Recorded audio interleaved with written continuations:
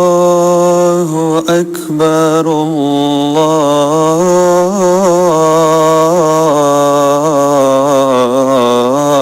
الله أكبر الله أكبر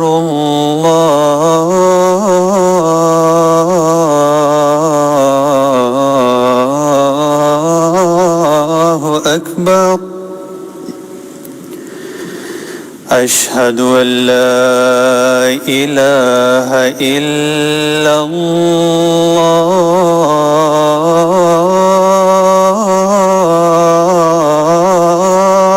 الله أشهد أن لا إله إلا الله أشهد أن محمدًا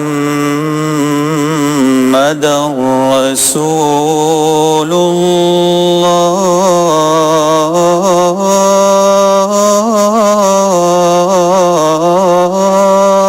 الله أشهد أن محمدًا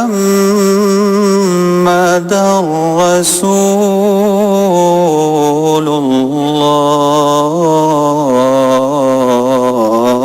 الله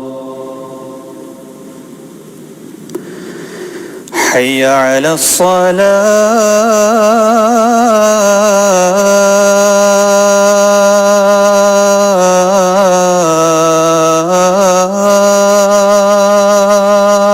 الصلاة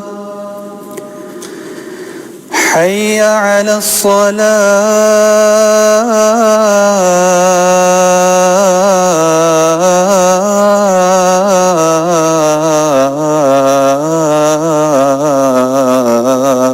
الصلاة حي على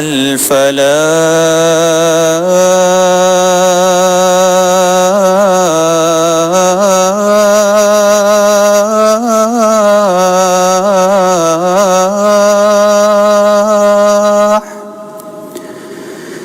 حي على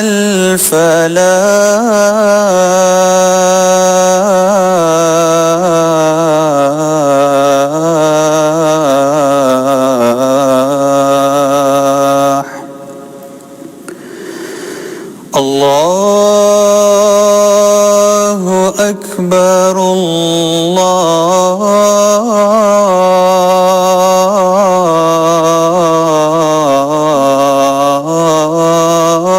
الله أكبر لا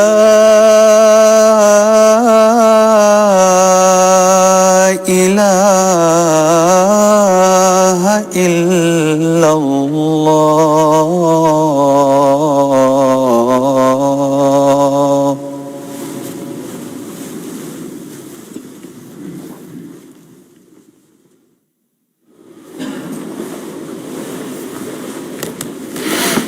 السلام عليكم ورحمة الله.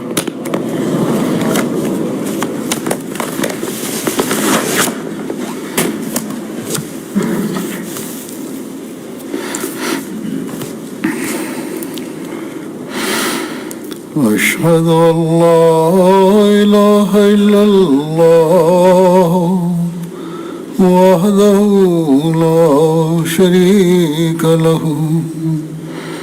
وأشهد أن محمدًا عبده ورسوله أما بعد فأعوذ بالله من الشيطان الرجيم بسم الله الرحمن الرحيم الحمد لله رب العالمين الرحمن الرحيم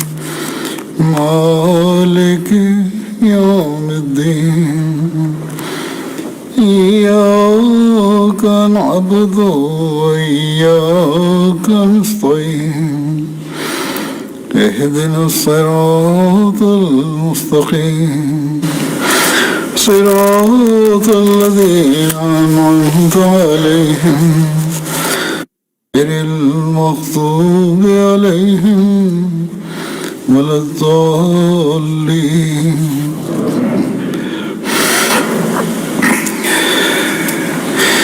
ولا تقولوا لمن يقتل في سبيل الله أموات بل أحياء ولكن لا تشعرون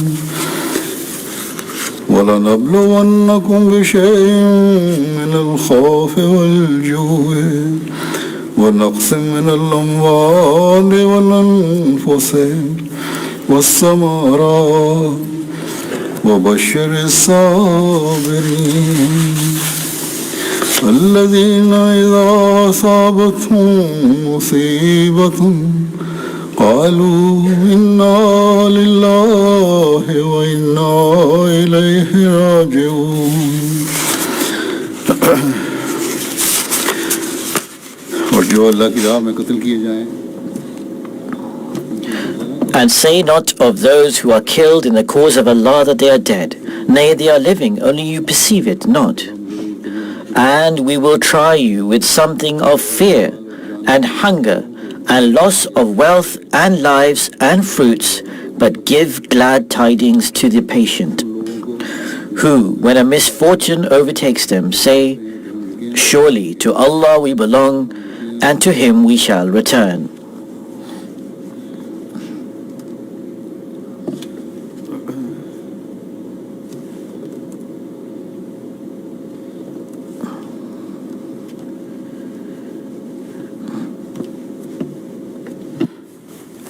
अल्लाह ताला की राह में जान पेश करने वालों Those who give up their lives in the way of Allah have been described in these verses. This is what Allah has said regarding them.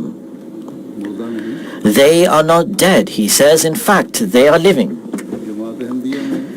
In the Ahmadiyya Muslim Jamaat or Ahmadiyya Muslim community for over the last century or 100 years, there are people who have given up their lives in the way of Allah. Have their sacrifices been wasted? Of course not. In fact, where Allah the Almighty says that the status according to His promise will be elevated of such people, there He is also causing the Jamaat to progress in unprecedented ways. Where these martyrs or shuhada have attained that status in the life to come which was due to them, where their status will continuously increase. There, on the other hand, even in this life, forever their names will be remembered. And they're giving up their life in the way of Allah the Almighty, not only for themselves, but in fact, for the entire Jamaat is a means of causing new life to be infused. It is these who cause the people who are left behind to be reinvigorated. So then how can such people be called dead? These people who give up their lives, Hazrat Sahibzada Abdul Latif Shaheed is the one who started this series of giving up your life for the sake of Allah in the Ahmadiyya Muslim Jamaat community. This was initially in the subcontinent and in Afghanistan. In Africa, a sincere Ahmadi in Congo in 2005, purely for the sake of the Jamaat, gave up his life for the sake of Allah. However, in the recent times, in the continent of Africa, in the country of Burkina Faso, the loyalty, devotion, sincerity, faith, conviction, certainty that the members of the Ahmadiyya Muslim Jamaat and community demonstrated, displayed on a collective level, that is astonishing. That is exemplary. They were given an opportunity to reject the truthfulness of the promised Messiah, peace be upon him, and instead accept that Jesus, peace be upon him, is still alive in the heavens and will return physically and bodily. And if they do, their lives would be spared. However, these Ahmadis who are filled with faith, whose faith and conviction was stronger and more robust than mountains, they responded and said, our life is going to be gone one day anyway. If not today, we will die tomorrow. Why should we give up our faith and bargain and trade our faith for the sake of what you are saying? The truth that we have witnessed and accepted, we can never leave and forsake. And in this way, one after the other kept on giving up their life. Their wives and children were witnessing these scenes. None of them wailed out and started crying. So therefore these are these people. These are those people who in Africa, in fact in the entire Ahmadiyya Muslim Jamaat worldwide, have established a new historic precedent. As I mentioned from the beginning of the series of Hazrat Abdul Latif Shaheed, this is now a new historic milestone. They gave this sacrifice, and by giving this sacrifice in this world, they have attained the perpetual, everlasting life in the life to come.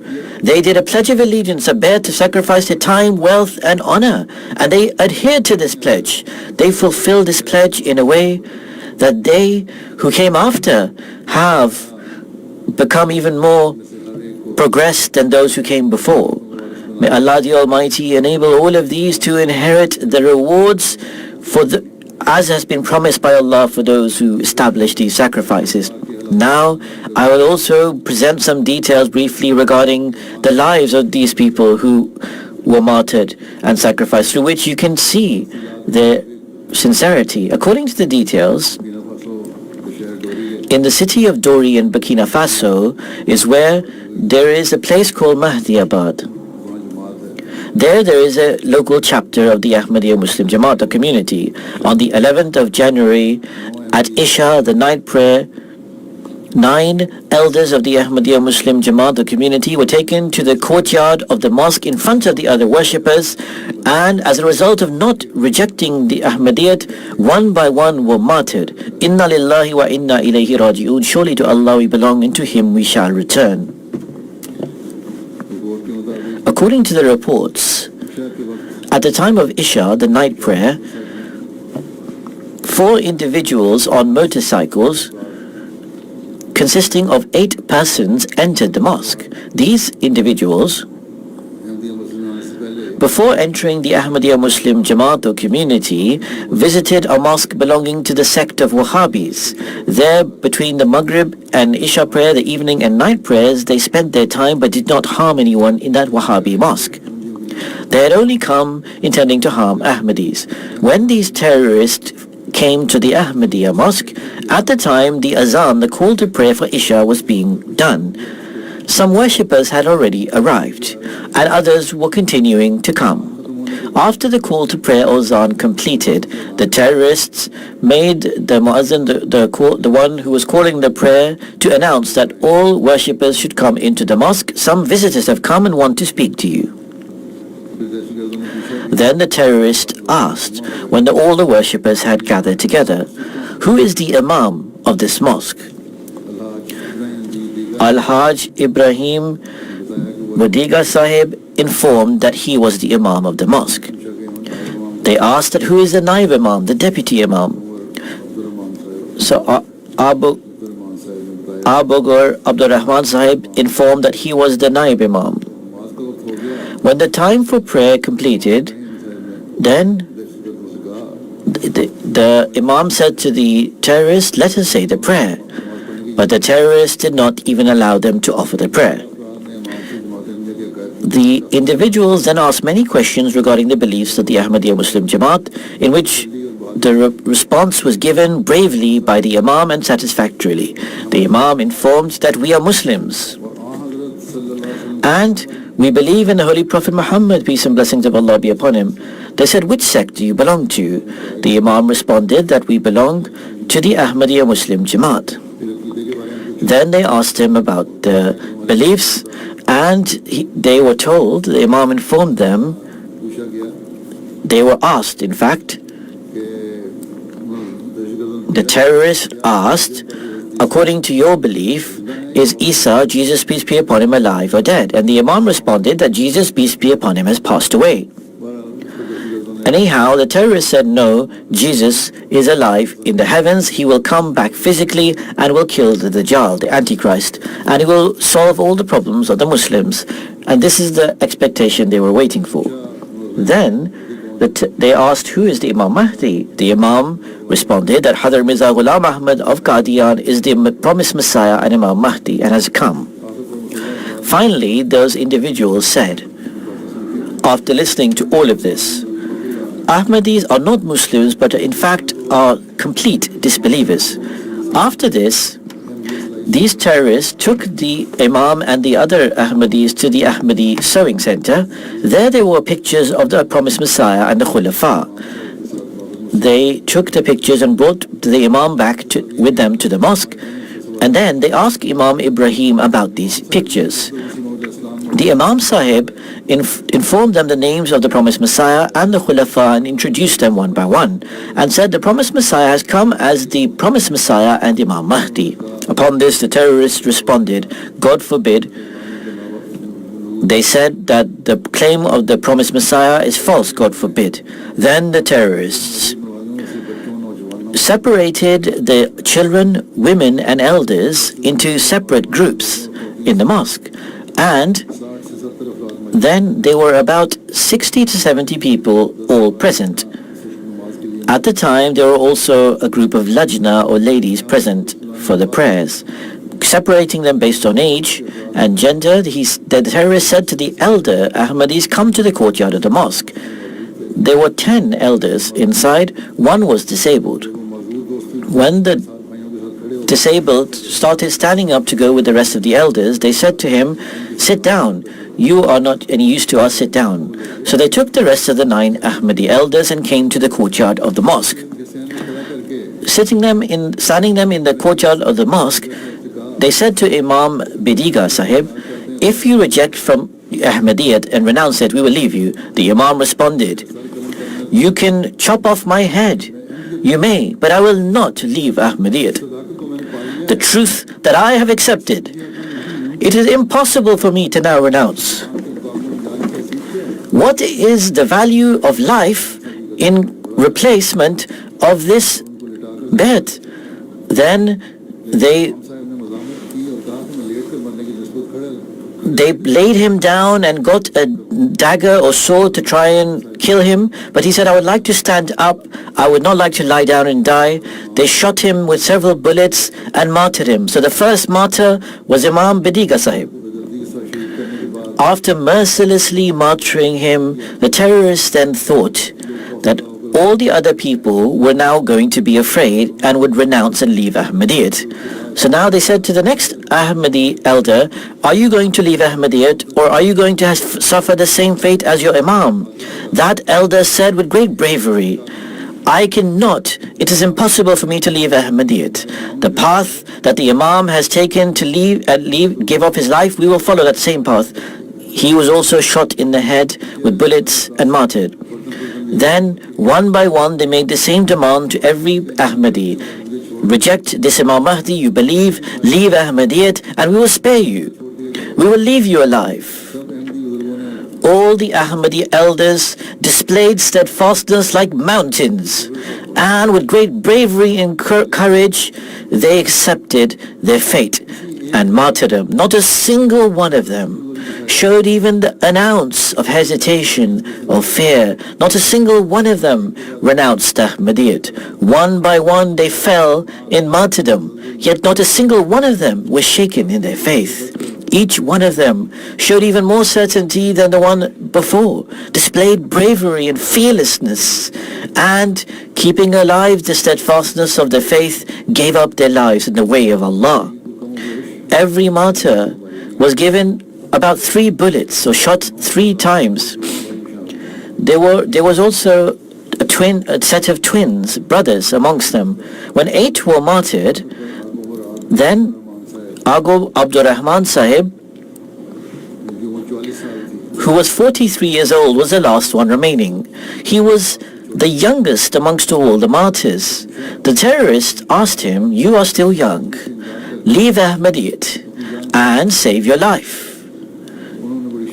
So with great valor he responded, "The path that my elders have given up their life on, which is the path of truth, I also follow their path. And for the sake of faith, I am ready to give up my life." Upon this, they also barbarically and mercilessly killed him and martyred him. Hazrat Sahibzada Abdul Latif Sahib Shaheed, mentioning him, the promised Messiah, peace be upon him, in Tazkaratul Shahadatain, the narrative of the 2 martyrdoms, has mentioned a dream at the end, and he says, Allah the Almighty, mentioning the dream, he says, Allah the Almighty will produce many substitutes or replacements for Abdul Latif Shaheed.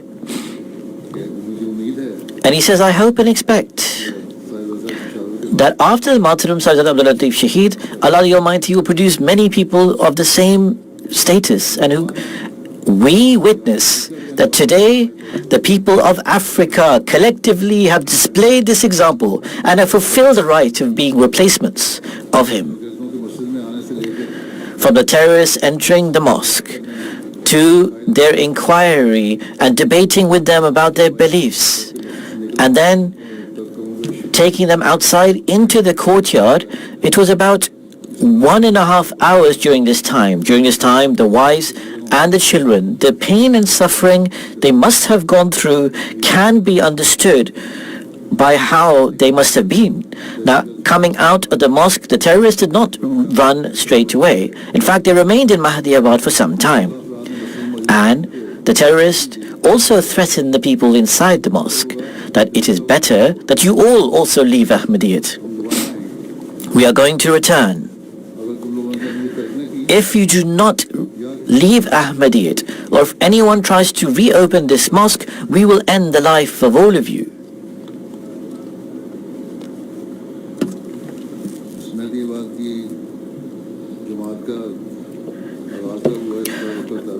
Now, in terms of when this Jamaat in Ahmadiyyat started, it is written, a mission was started particularly in 1989, and then in 1999, one village, Dickneyville, the majority of this village became Ahmadi, and then a sincere community was established here. The Al-Hajj Ibrahim Bediga, the Imam of this area, before this was the biggest Wahhabi Imam of the region. After studious research, he did the Pledge of Allegiance. After doing the Pledge of Allegiance, he became a passionate da'i, caller to Allah, and he became like a champion of the faith and a fearless individual.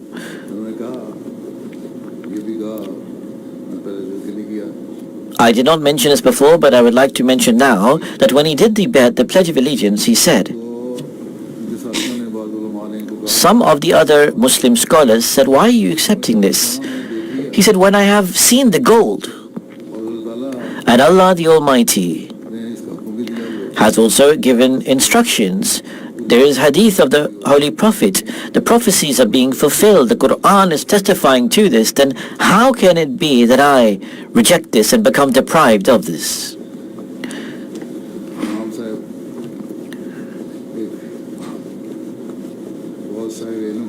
Anyhow, the Imam was a very knowledgeable individual.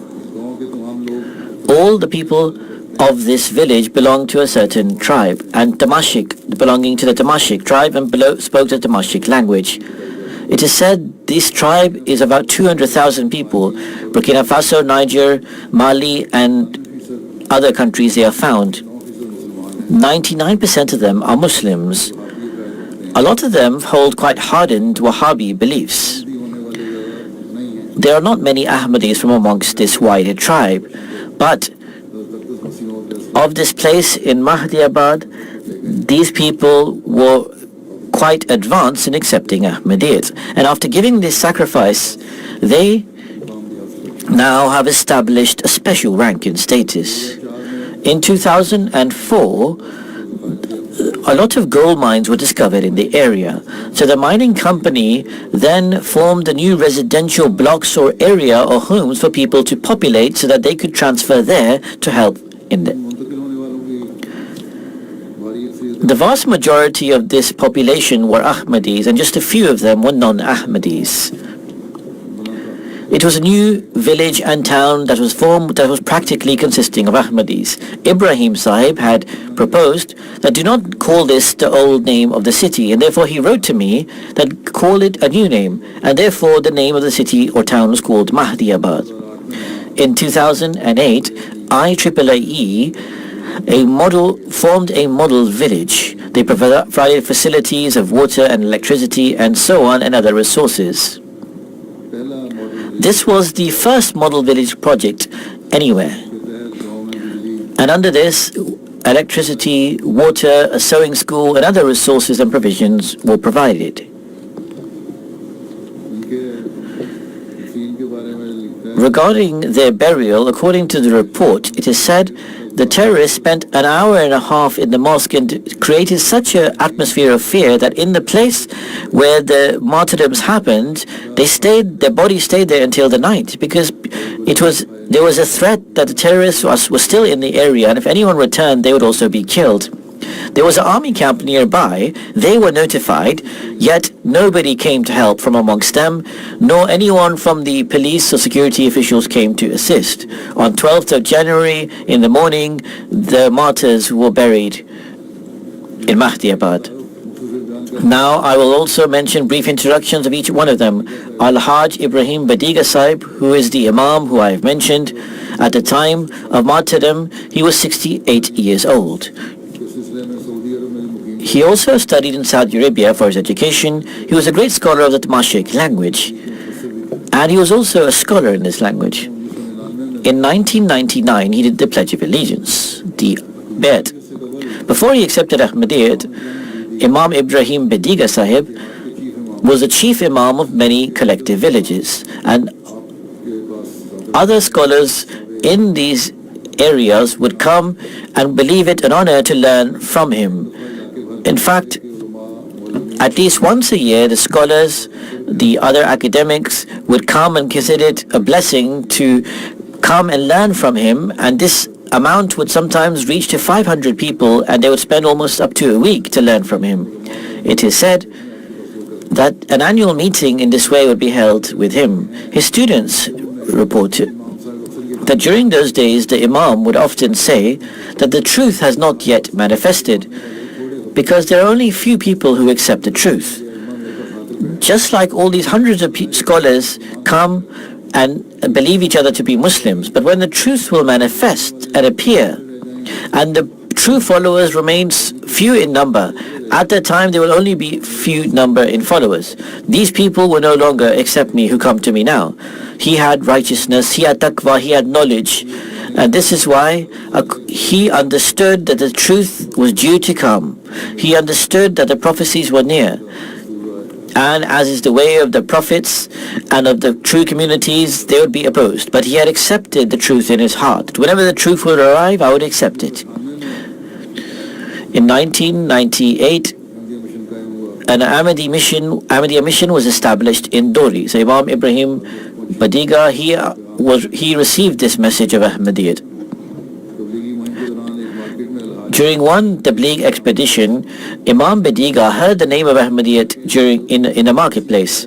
He understood that the Ahmadis believe that Jesus has died and give news that the Mahdi has come.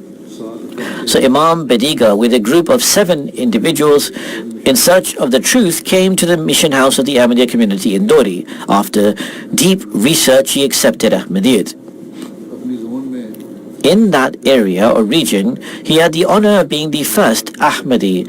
Opponents often say that these are poor individuals and people just are made into Ahmadis on the pretext of offers. But this is not true, because see how he has done it. He understood it, he studied it deeply, and then he even established the highest level of sacrifice.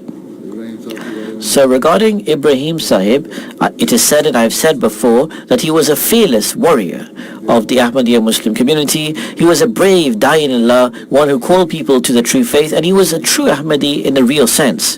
Through his efforts and through his preaching expeditions, the message spread in the area. Many chapters of the Ahmadiyya community was established. He excelled in partaking in programs of the Ahmadiyya Muslim Jamaat. Before he accepted Ahmadiyyat, apart from believing in the Wahhabi sect, he believed that all other sects were disbelievers. To play football, to watch the television, or to go to school, to draw pictures, all of these things were forbidden and haram according to his belief. But after he accepted Ahmadiyyat,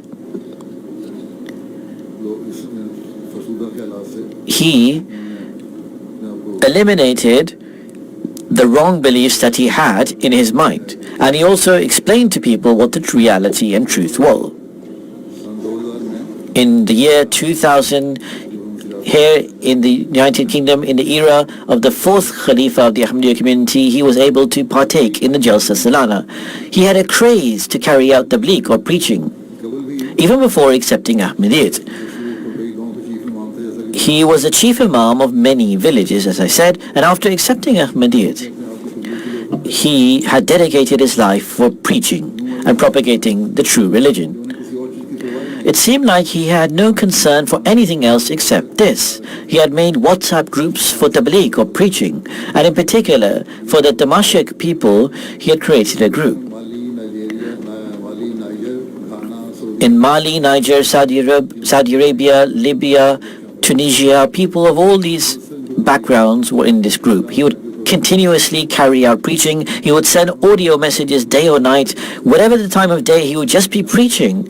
He would often receive return messages of curses and verbal abuses. People threatened him with death, but he never responded with anger to anyone. In fact, even to those who threatened him with death, he would say that, I will send you the money, go ahead and kill me. He would say, and even to the missionaries, that you should carry out tabligh or preaching. And he would say to the mu'allimeen, the local teachers, it is an excuse to say that we are in difficult circumstances and cannot carry out preaching. You can do tabligh or preaching through the media. And if anyone has not enough money in their phone to have any network coverage, then take from me, or I will help you. He had a craze. He was passionate. He was zealous to carry out tabligh or preaching. Nasir Sidhu Sahib is a missionary there, says that in 1997 I came to Burkina Faso. Hazrat Khalifa Masih IV, the fourth Caliph of the Ahmadiyya Muslim community, had entrusted me with work for preaching.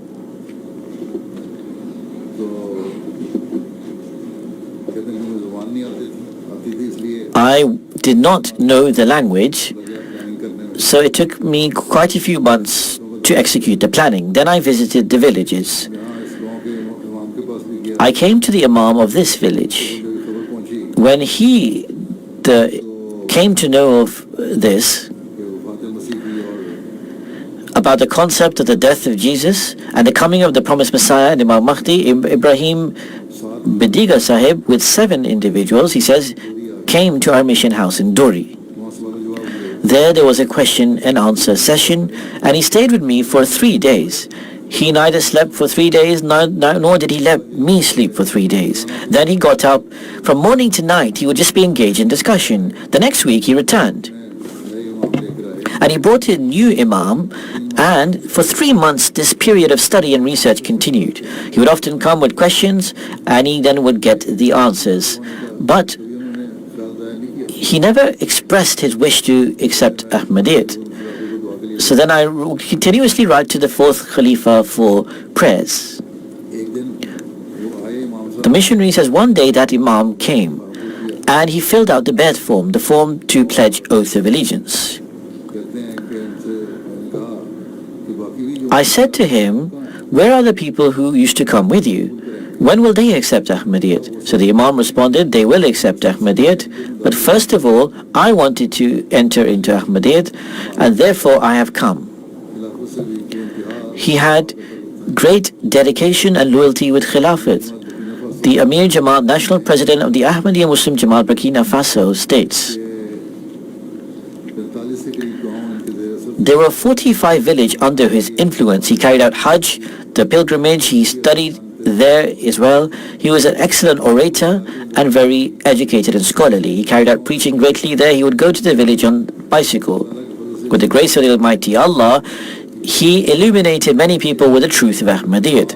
Great scholars of the area entered Ahmadiyyat through him. And most of the communities that were established here of Ahmadiyyat were because of his efforts.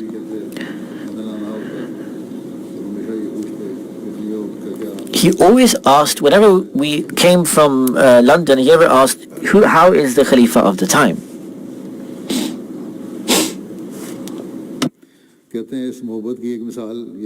One example of this love he saw my class with Urdu-speaking children, yet he would watch it with great interest, as if he understood it, even though he could not understand the language. And he would say, to just sit here and attend this gathering is a means of great faith and advancement of my conviction. He was very hospitable and a quiet individual. Yet, when he had to speak for the sake of the Jamaat and in support of the Ahmadiyya Muslim community, he would become greatly passionate. He was a complete preacher, and with non-Ahmadis, he had many question and answers and discussions and debates. Another missionary from there says, I knew these elders personally because I would often visit there. He was someone who was greatly loyal with Khilafat. He was very hospitable and a very sincere individual. When everyone went to work, they would spend their entire day, these elders, in the courtyard of the mosque watching MTA.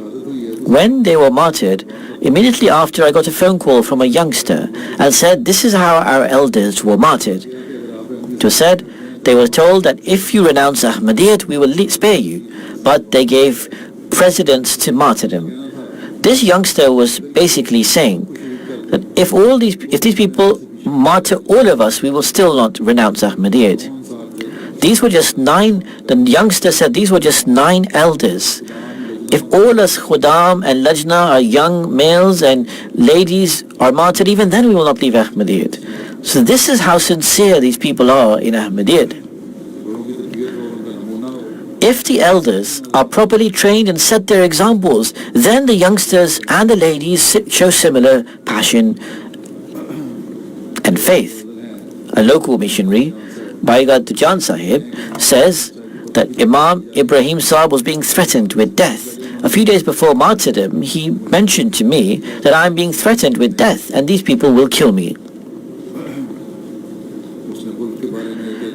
Regarding his high moral qualities and helping others, he treated with great kindness his family. He was compassionate and loving towards others, and to sacrifice quality. He was a very respected person in the region. People greatly honored him. When Ibrahim Saab decided something, then people would readily accept his decision. He had a huge number of students. There were even scholars and imams who were working in other neighboring countries who were amongst his students, and many of his local missionaries in Burkina Faso are amongst his students.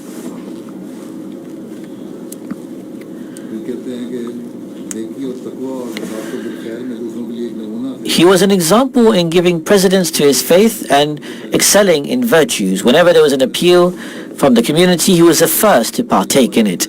If it was a financial appeal, he was the first to sacrifice and contribute.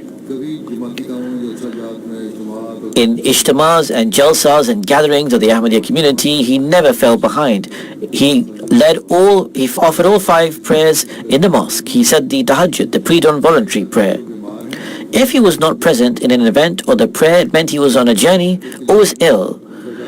He never cared about spending for the sake of attending Jamaat events. He had 2 marriages from which he had 11 children. Khalid Mahmood Sahib writes, He's a missionary.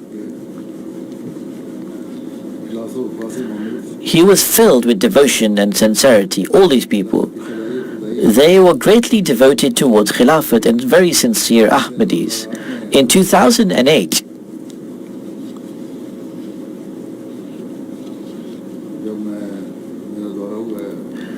when I, Hazrat says, visited Ghana for the Jubilee year, and I visited there, then thousands of Ahmadis from Burkina Faso and Mali also visited to meet me. On this occasion, the Ghana Ahmadiyya Muslim community had also made good arrangements for hospitality and accommodation. Despite this, there were some members who came from Dori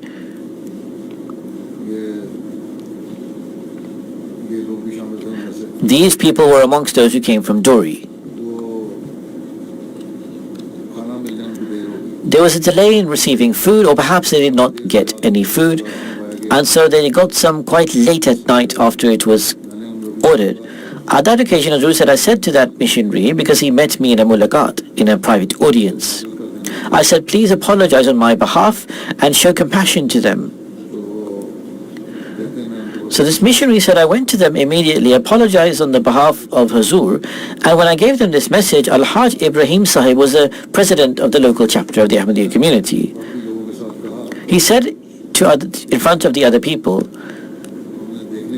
that we had come to see the Khalifa of the time and meet him. When we have met him and seen him, then who cares about our hunger? We have no complaints at all. In fact, we were sitting amongst each other and were talking about this assembly, and we are taking enjoyment and delight from it. At the time,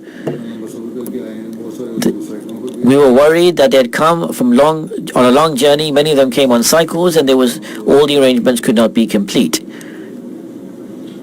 And then they tried to make these arrangements. On the other side, their sincerity and devotion was to such a level, and I also received the message at the time, and I was also amazed that how strong is their faith. Al-Hajj Muhammad Dukku Sahib is a local missionary. He said Sharif Ode Sahib came on a visit to Benin,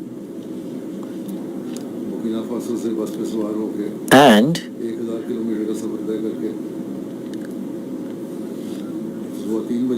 at 3 o'clock at night, they made a journey of 1,000 kilometers and reached there with the Imam. It was a 30-hour journey, and the roads are not properly built, and it was a very long journey with him. And he partook in all the programs. He had a great passion to partake in Jamaat events. To see the mosque in Benin, he became extremely happy and said, look, this is also an argument in support of the truthfulness of the promised Messiah, peace be upon him. Similarly, when he used to have discussions and debates with non-Ahmadis, he used to speak with very eloquent Arabic. He also had Sharif Ode was having a debate with the Muslim clerics. So the Muslim cleric said something wrong. The Imam wanted to stand up and angrily respond. When he was told to sit down, he immediately sat down. Then he said, if you think we are Muslims, they said, say the prayers behind us. At the time, this Imam stood up and said, if you call us disbelievers and do not accept the Imam of the time, then how can we say prayer behind such an Imam? Either accept that the promised Messiah is the Imam of the time, then we will say prayers behind you. A retired local missionary from Benin states, they were a true depiction of love towards Khilafat. He would say, when we receive the message of Ahmadiyyat through a Pakistani missionary, I became Ahmadi from that day. I learned that the success in this world is completely attached to the system of Khilafat. And this is a true way, and I must remain attached to this until my death. The local missionary said that he truly fulfilled what he said. Then a local missionary from Benin, Isa Sahib, states, I was attached to him for a long period of time. He was such an Ahmadi who had no disagreements with anyone. He was a true Ahmadi in the true sense. In every field, in preaching, in financial sacrifices, he excelled in all of the fields. All the remaining 8 elder Ahmadis also followed his way and also hearkened to the call and gave up their lives. Principal Jamia Ahmadiyya Burkina Faso writes, somebody saw a dream, as a result of which the 4th Khalifa of the Ahmadiyya Muslim community wrote back to the national president that the dream is a blessed one, and it means that the land is fertile for the truth. And inshallah, God willing, after my visit, we will see the illumination of the faith, and may Allah enable it to be so. The 4th Khalifa could not make a visit, but then I made a visit in 2004. After this, he says that you also wrote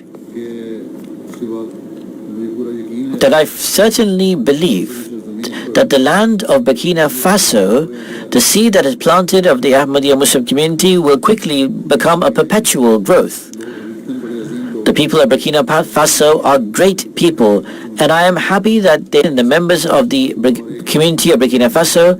I believe I will see after my visit great progress, and the Jamaat will advance hugely. So I wrote this to them after my visit. In the Jamaats of the African countries, I have seen a special passion in the people of Burkina Faso. During my private audience, every one of them wanted to hug me and embrace me.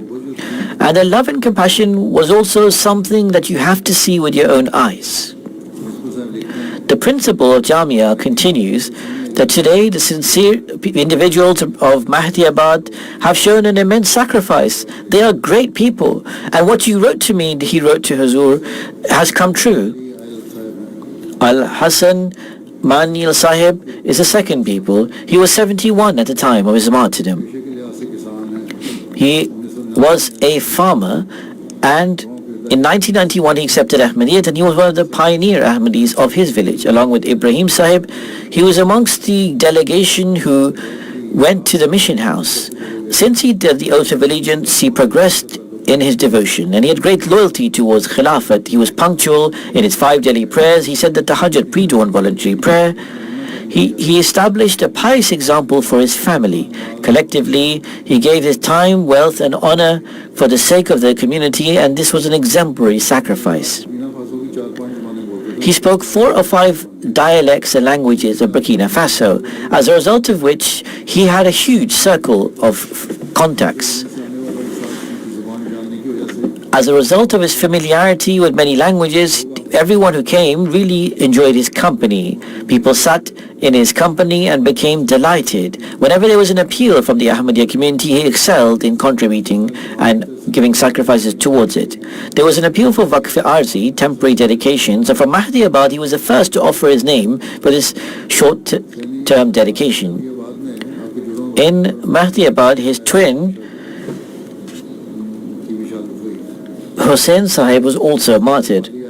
Hussaini Malia, who is his twin brother, as I stated, are his twin brother. He was also 71 years old. He did the Pledge of Allegiance in the 90s. Along with Al-Haj Sahib, he was amongst the delegation who went for research to the mission house in Dori. He was serving as the Zaim Ansarullah, the leader of the elders of the Ahmadiyya community, and he excellently organized and managed and administered them. He was passionate to attend programs of the Jamaat, and he also held many tabligh or preaching endeavors.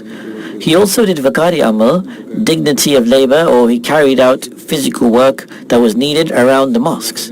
He was punctual in offering the 5 daily prayers in the mosque, and also Tahajjud, the pre-dawn optional prayer. In this tragedy of Ahmadiyyat, as I said, these twin brothers were martyred. They came on the same day to the world, and on the same day they departed the world. Hamido Abdur Rahman Sahib, he was 67 years old. He was also a farmer. In 1999, he accepted Ahmadiyyat. He was a very compassionate individual, and he also always partook in the programs of the Ahmadiyya Muslim Jamaat. If he did not attend any event, then it meant he was ill or somewhere else. He was amongst the helpers of Imam Ibrahim Sahib. He also always advised his family to partake in programs of the Jamaat and to attach it. He was devoted towards Khilafat and very loyal. He spent much time in the mosque. He continuously watched Muslim television Ahmadiyya, in particular that Friday sermon.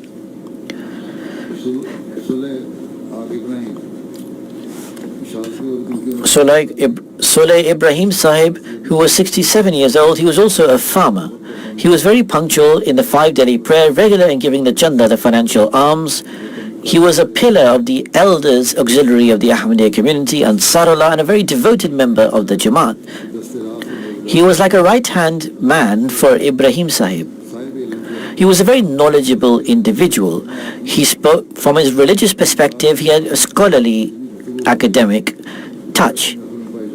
He was found amongst discussions about religion. He was a very kind and loving individual. He always treated kindly all people, elders or youngsters. Whenever going to any jalsa or ijtima, gathering of the Ahmadiyya community, if he witnessed someone did not have enough financial capability to attend, he would support them.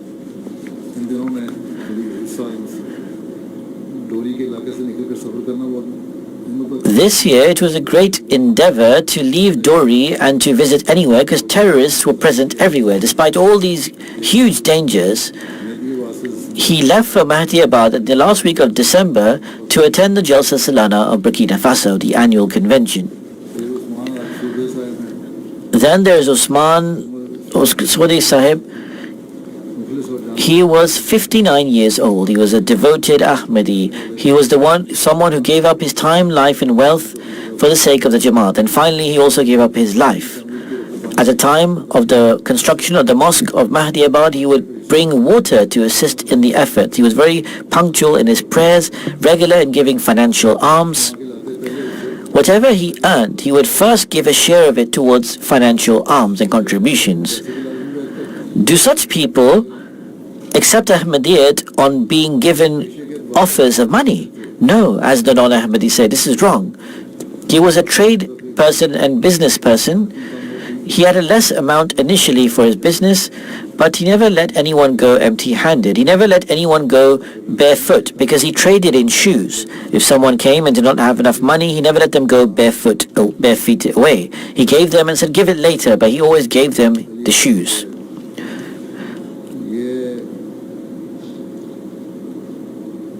Agali Magwal, he was born in 1970.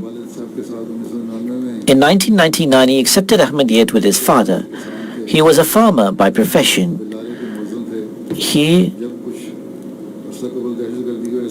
When he had to leave his village because of terrorism, he had to leave his village and come to Ahmadiyyat. He was a very sincere Ahmadi. In prayers and in financial alms, he was extremely regular, and he partook in all the schemes of the Ahmadiyya Muslim community. Then Musa Agarahi, he was 53 years old at the age of his martyrdom. He was also a farmer, and he also partook and excelled in the works of the Ahmadiyya community. He was very punctual and regular in the prayers, regular in offering Tahajjud Pre-Dawn voluntary prayer. He would come to the Maghrib prayer in the evening and leave at the Isha prayer at night. He would spend the time in the mosque doing remembrance of Allah, Zikr Ilahi. Everyone testified that he was a very devoted Ahmadi and was a role model in this regard. He regularly wrote to me for prayers. And he would say that I also pray for the Khalifa of the time regularly. Then there is Agome Abdur Rahman. He was 44 years at the time of his martyrdom. He was the youngest amongst all of them, as I stated. In 1999, at the age of 20, he accepted Ahmadiyyat. After this, he continuously progressed in his faith and devotion towards the Jamaat. He was a very sincere member of the Ahmad local chapter of the Ahmadiyya community and was a right hand for the Imam. He was also the deputy Imam of the prayer. When the terrorists entered the mosque, then after asking about the Imam Ibrahim, they said, who is the deputy Imam? Without any hesitation, he informed that I am the deputy Imam. He was amongst the very first people who entered the mosque. He very passionately said the prayer. He was regular in offering the tahajjud pre-dawn voluntary prayer. He would bring his children to the mosque and took great care in their moral and spiritual upbringing, the tarbiyat. He was very regular in writing to me for prayers. He was an expert cyclist, and he would travel the entire regions on the cycle. Often from Dori, he would travel over 200 miles to attend the Ijtima or gathering. In 2008, for Jalsa Salana from Burkina Faso to Ghana, he was amongst the group who traveled on bicycle.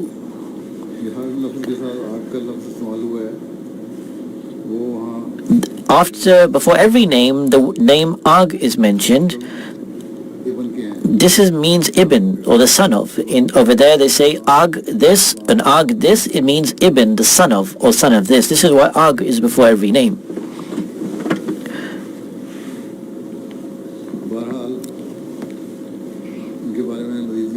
It is written further regarding him that after 8 were martyred, Agome Abdul Rahman was the last remaining. He was the youngest amongst everyone. The terrorists asked him that you are still young.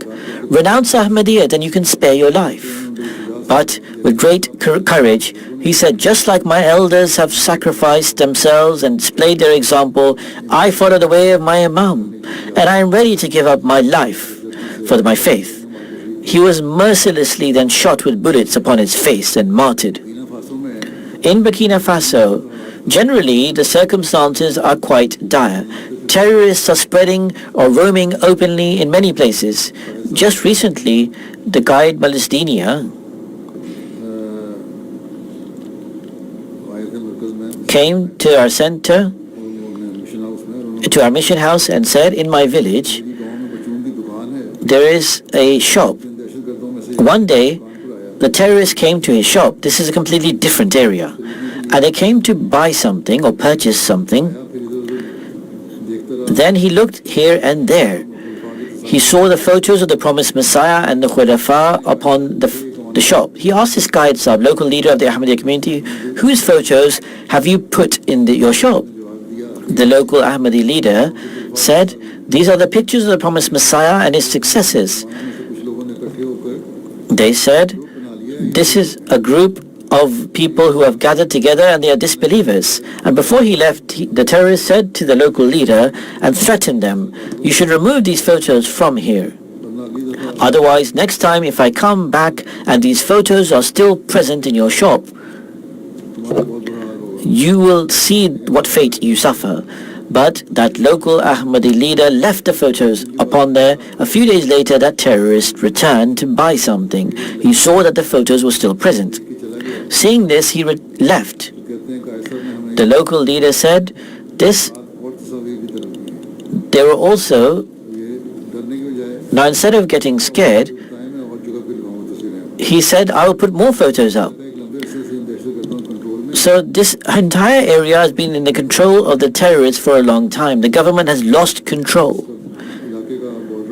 The border of this area meets with Mali, and the other side, where Dori is present, it meets with the border of Niger. This entire belt is in the control in this way of them. Anyhow, these are the stars of Ahmadiyyat. They have left behind their examples. May Allah the Almighty to their children, to their progeny and families increase their devotion and sincerity. The opponents believe that through their martyrdom, Ahmadiyyat will end in this region.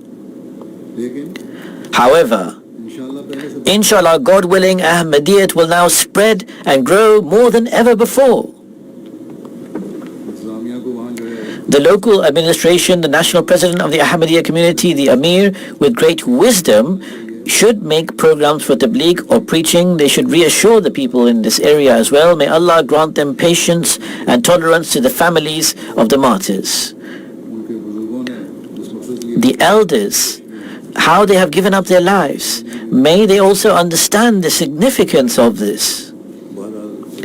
Anyhow, with great strategy and planning and wisdom, we have to carry out our work. I have said before as well,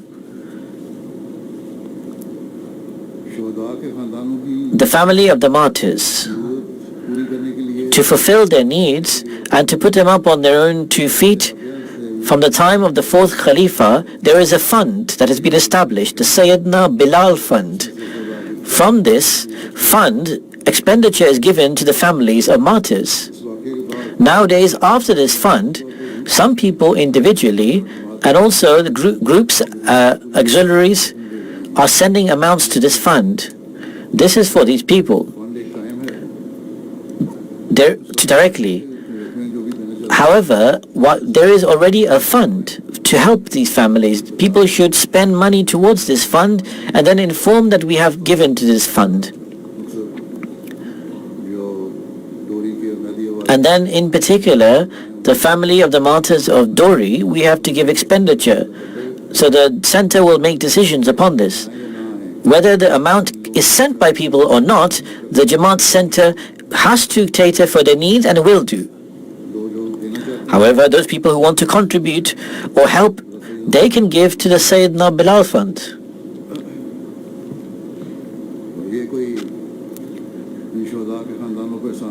This is no favor upon the families of the martyrs. This is our duty, that we take care of their needs and fulfill them. Finally, I read an extract of a quote of the promised Messiah who states, "Do not believe that Allah will cause you to go to waste. You are a seed that has been planted by the hand of Allah, that has been planted in the earth. Allah has said that this plant, the seed will grow, will flourish. Its branches will spread in all directions and become a blossoming tree. So blessed are those who accept the words of Allah and does not get afraid of the tribulations and trials that come, because they are necessary to come, so Allah can test you." So these people who made these sacrifices fulfilled this trial and test. Now those who have left behind have to increase their faith and conviction. It is their test. May Allah also enable them, enable all of us to remain complete in our faith and conviction. May Allah increase the rank of these martyrs.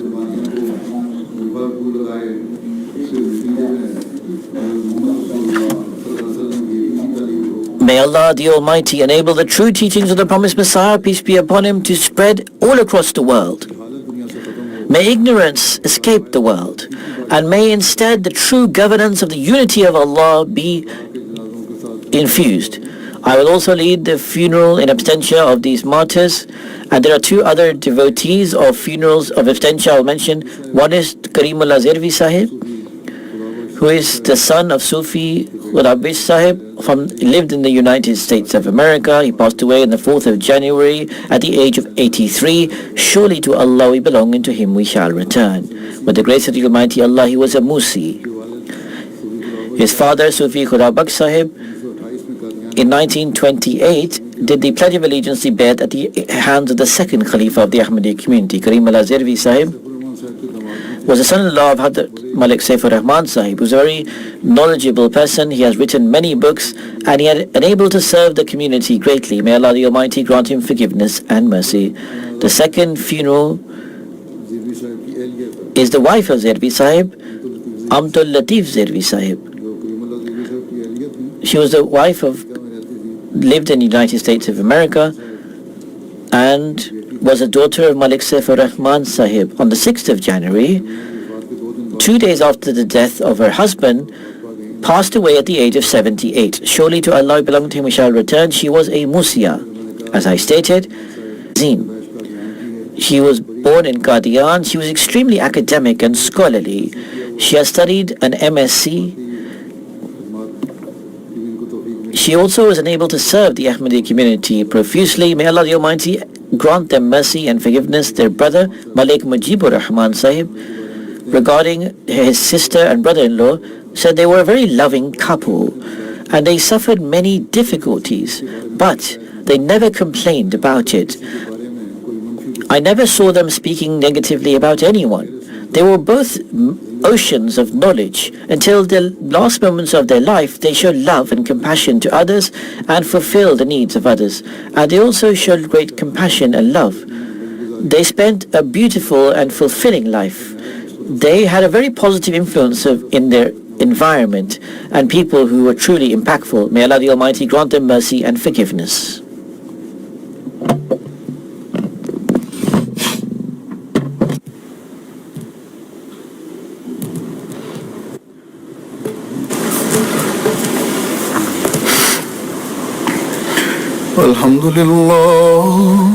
الحمد لله نحمده ونستعينه ونستغفره ونؤمن به ونتوكل عليه ونعوذ بالله من شرور أنفسنا ومن سيئات أعمالنا من يهده الله فلا